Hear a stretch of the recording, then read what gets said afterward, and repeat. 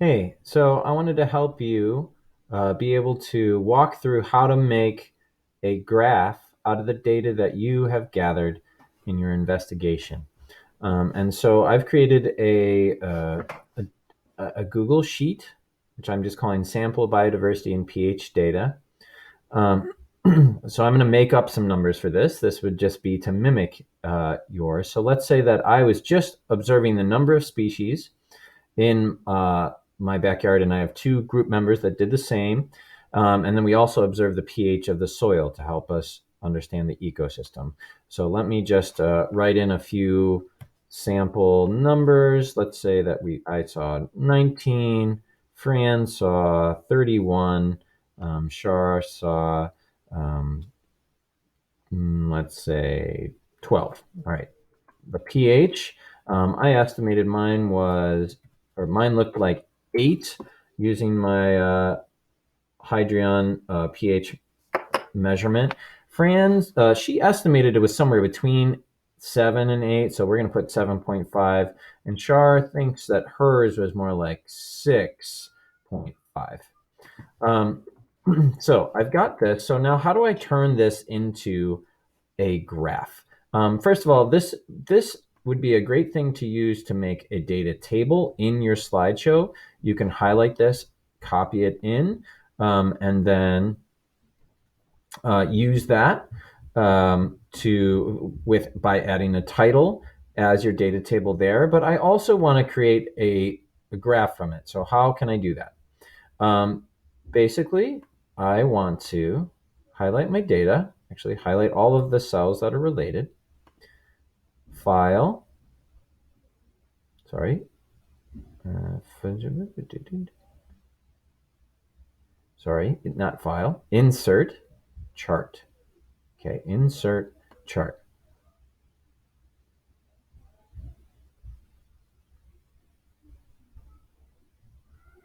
Okay, so notice because I highlighted that data ahead of time and then went insert chart, it has already generated a lot of things for me.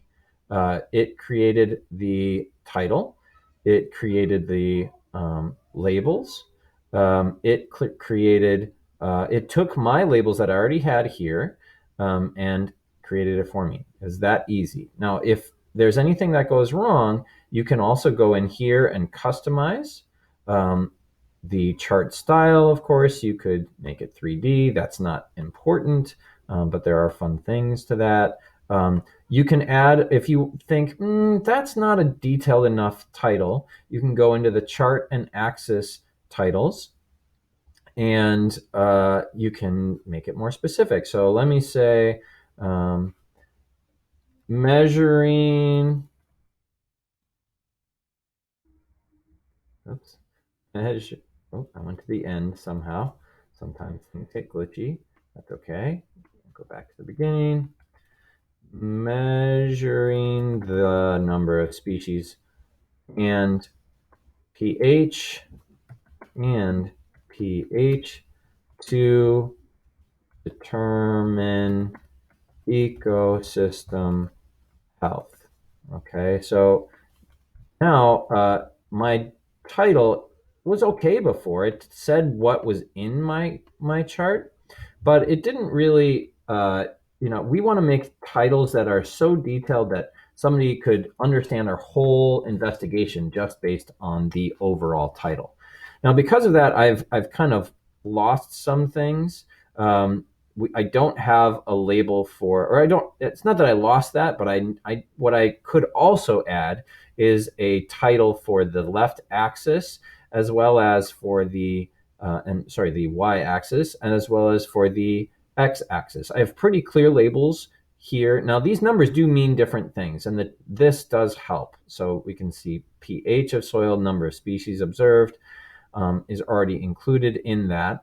But if I want to add some other titles, instead I would click here. All right, horizontal axis. That's the one that goes like this. I could give it a title by clicking on that, and I might say location of ecosystems observed. Okay. And I can click on here for my vertical one and just say that this is the number of species and pH of soil for ecosystems. And then I have really clear labels for all of that. Now notice if you have a long title, you might have to resize. You have to make sure that it's big enough. That had been cut off. Um, Once I have this created, I can copy it. Okay, Command C if you are using a Mac, or edit, copy, probably will work for you, into your slideshow. Um, that this is a really nice complete graph. Some things that could make your graph get wonky and not quite as easy as I just showed you. If you have added any labels here into your data, like say I put 19 species. Okay, let's watch what happens.